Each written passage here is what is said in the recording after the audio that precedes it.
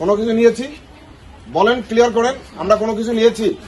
চট্টগ্রামের হাটহাজারী পৌরসভার diamond touch ক্লাবর সামনে এলাকাত মাদক বিরোধী বিশেষ অভিযান পরিচালনা করছে র্যাব ৭ হাটহাজারী ক্যাম্প। গোপন সংবাদের ভিত্তিতে পরিচালিত এই অভিযান নেশা সেবনের সময় একজনের আটক করা হয়।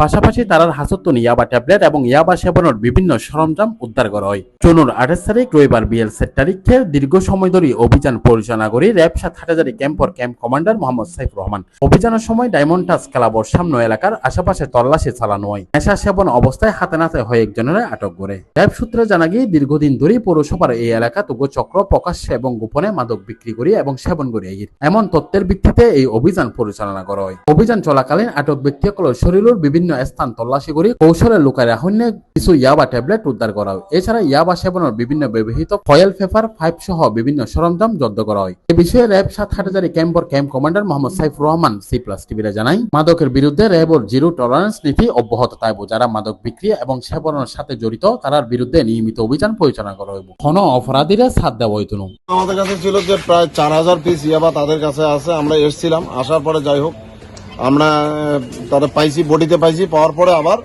আপনার ওই যে ওয়াশরুম যে আছে, ওয়াশরুমের ভিতরেও কিছু পেয়েছি, কাটেও পাওয়া গেছে। সারা বাড়ি ছড়িয়ে আছে এবং ইয়াবা খাওয়ার অনেক আলামতও পাওয়া গেছে।